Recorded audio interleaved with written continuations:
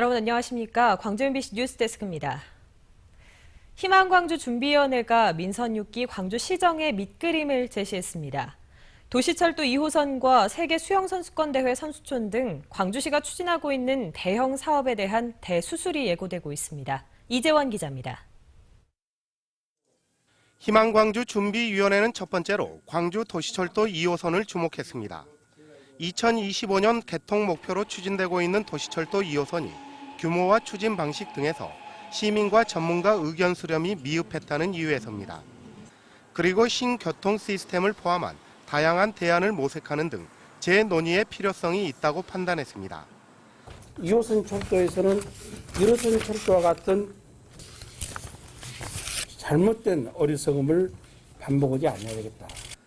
세계 수영 선수권 대회 선수촌을 5개 자치구에 분산 건설하기로 한 방안에 대해서도 안전관리 측면에서 심각한 문제가 있어 재검토가 필요하다는 의견을 제시했습니다. 또 유니버시아드 대회 조직위원회가 과도하게 유치 효과를 부풀렸다고 보고 조직 개편이 필요하다고 지적했습니다. 하지만 남북 단일팀 구성과 관련해서는 민선 5기와 마찬가지로 반기문 유엔 사무총장을 적극 접촉하기로 했습니다. 강훈태 시장이 의욕적으로 추진해온 갱코 사업에 대해서는 감사원 감사 청구와 함께 광주시 자체 감사를 통해 진실을 규명해야 한다고 진단했습니다. 이 밖에 입찰 행정과 20년을 맡고 있는 광주 비엔날레, 야구장 문제 등도 개편이 필요하다고 밝혀 대대적인 수술이 예고됩니다. MBC 뉴스 이재원입니다. 시내버스 파업이 장기화되고 있는 가운데 광주시가 내일부터 시내버스 전체 노선 내 운행률을 정상화하는 방안을 추진하기로 했습니다. 광주시에 따르면 파업 불참을 선언하고 근무에 복귀한 105명의 운전원과 함께 108대의 전세버스가 투입돼 현재 시내버스는 80%의 운행률을 보이고 있습니다. 광주시는 노조의 파업이 장기화 조짐을 보임에 따라 100% 운행을 목표로 내일부터 전세버스를 추가로 투입할 계획입니다.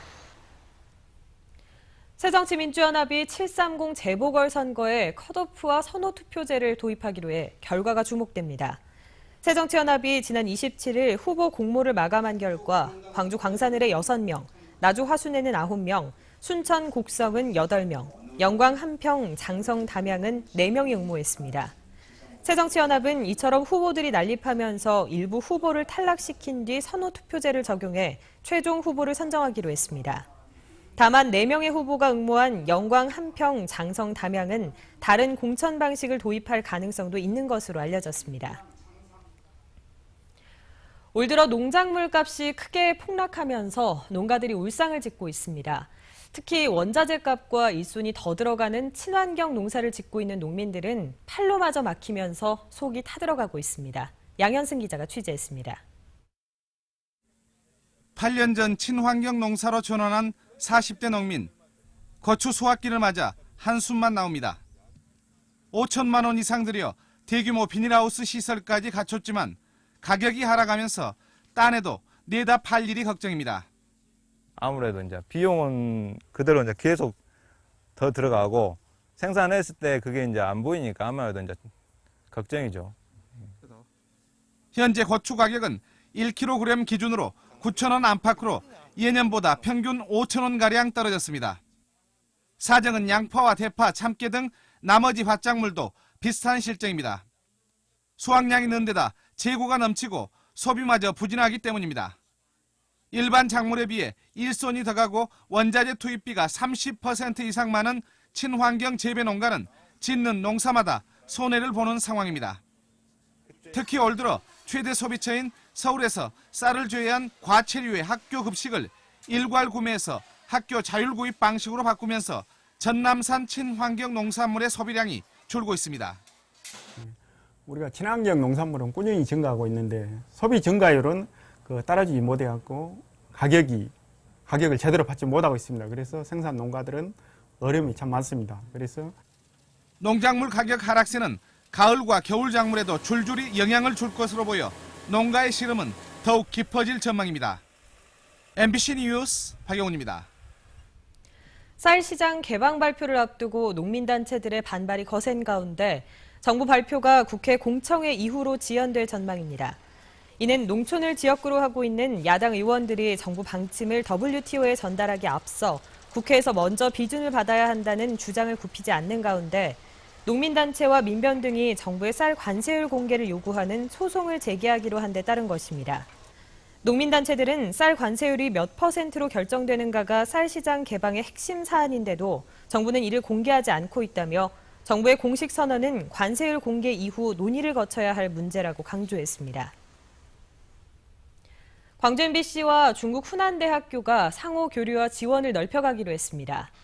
광주 MBC 최영준 사장이 지난 25일 중국 후난대학교 신문방송학과 객좌 교수로 위촉돼 현지 대학생들을 대상으로 다큐멘터리 제작에 관한 특강을 실시했습니다. 최영준 사장은 해마다 후난대를 방문해 뉴스와 프로그램 제작에 대한 특강을 하고 정일성 합창단의 중국 순회 공연 등 광주와 후난 지역 간 교류에 힘을 쏟겠다고 밝혔습니다. 장마를 앞두고 30도를 웃도는 무더운 날씨가 이어지는 가운데 영산강 녹조 예방에도 비상이 걸렸습니다. 환경부와 영산강유역 환경청에 따르면 승촌보의 녹조류 농도가 세제곱미터당 66mg으로 관심 기준치인 70mg에 육박하고 있습니다. 죽산보의 녹조류 농도도 48.5mg으로 수온이 올라감에 따라 농도가 상승할 기미를 보이고 있습니다. 오늘 오후 2시쯤 담양군 광주댐에서 여성 속옷과 손바닥 크기 절반 정도 되는 뼈조각 3개가 낚시꾼에 의해 발견돼 경찰이 수사에 나섰습니다. 경찰은 댐에서 물이 빠지면서 바닥이 드러난 지점에서 발견됐다는 낚시꾼의 진술을 토대로 범죄 연관성을 조사하기 위해 국과수에 감식을 의뢰할 예정이라고 밝혔습니다. 오늘 오전 9시 20분쯤 광주시 북구 충효동의 한 저수지에 빠져있는 차량 안에서 49살 정모 씨가 숨진 채 발견됐습니다. 경찰은 2달 전 실종 신고된 정 씨가 사기를 당해 괴로워했었다는 가족들의 말을 토대로 정확한 경위를 조사하는 한편 사인을 밝히기 위해 국과수에 부검을 의뢰할 방침입니다.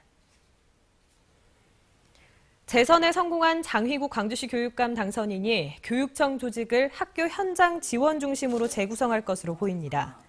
광주시 교육감 취임준비위원회는 민선 2기 시교육청 정책 목표 달성을 위해 교육국 산하 조직을 학교 현장에 대한 지원을 강화하는 방향으로 조직 개편안을 마련하고 있습니다. 준비위원회는 개편안을 장 당선인의 2기 취임에 맞추기보다는 올 하반기 연구 검토 작업을 거칠 것으로 전해졌습니다.